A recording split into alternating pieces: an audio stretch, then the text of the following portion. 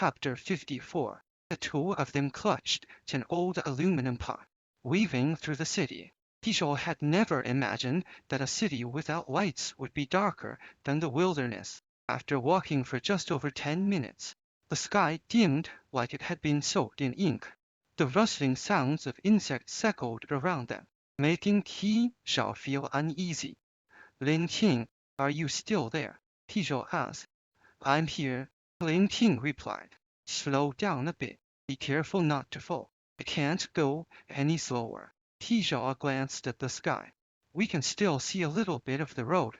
We need to get to the convenience store as soon as possible. Hold on to my shirt. Lin Ting nodded and grabbed onto Xia's shirt. Relying on memory, they walked for about another 20 minutes before finally reaching the square where they had arrived before.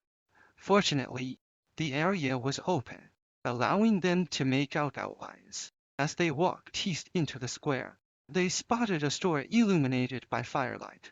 That must be the convenience store. There's a fire, Lin Ting said. Puzzled, how did they find the fire source? Then she realized there was a female clerk in the store, and when the people encountered her, she was likely cooking. They probably borrowed the fire from her. Navigating through the darkness towards the light, they finally arrived at the entrance of the convenience store. What struck them as odd was that the Minator who had been standing across from the convenience store had vanished.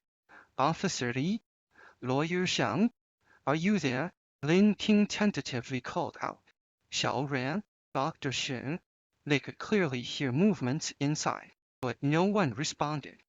What's going on? Just as Lin Ting was about to go inside, Tijou pulled her back. Stay behind me. I'll go in first, he whispered to Lin Ting. Amidst the rustling insect sound, they entered the store.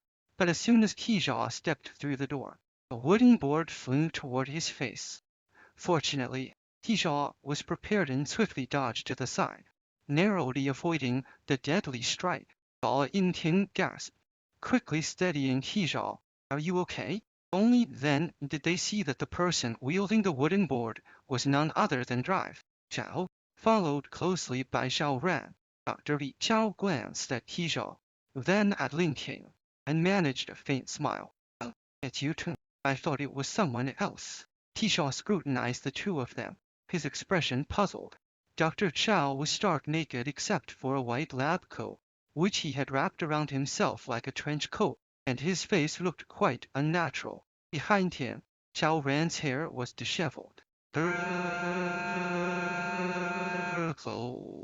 and her makeup was smudged. The two looked like a couple who had just been robbed.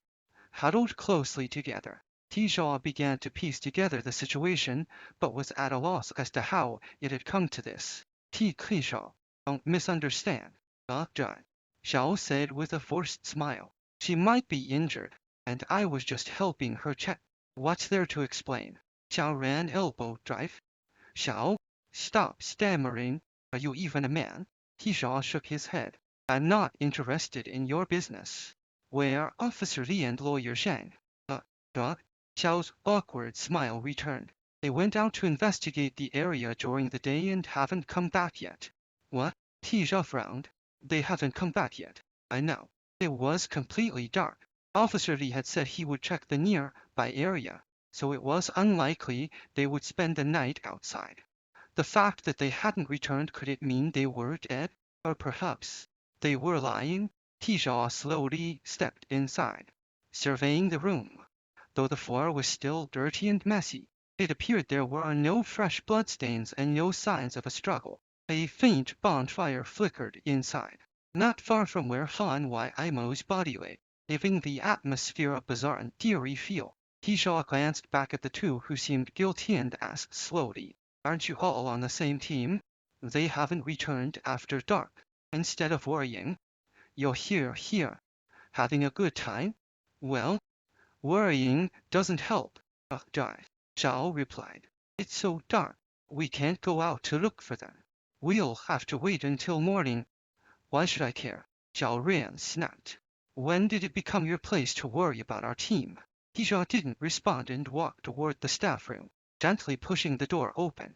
Inside, The female clerk was squatting in the corner, facing the wall, murmuring to herself. It seemed she hadn't moved from that spot. Tu Jia closed the door and turned back to drive. Xiao, as he was the only one there he could communicate with.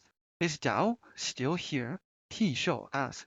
This, Xiao's expression clearly shifted to one of caution. Kai Zhou, what exactly are you here for? I came to borrow Dao, Ti Shou said. The Dao that was left here during the day. I'd like to borrow it, and I promise to return it in full afterward. Borrow Dao, Doctor. Xiao pondered for a moment, then scrutinized Qi Xia's dirtier, blood-stained clothes. What about your own Dao? What happened to that thug and that prostitute? They have names. Lin Ting suddenly interjected. Don't refer to them like that. Doctor, Xiao nodded dismissively. Enough with the formalities. Xiao Ran pulled her clothes closer and stepped forward. They didn't go off to play a game and die, did they? TXIA's expression grew serious as he slightly nodded. Pretty much. Huh. Xiao Ran laughed angrily, a mocking look on her face. Weren't you so adamant about collecting 600 Dao to leave? Now you've killed your teammates and come to borrow ours.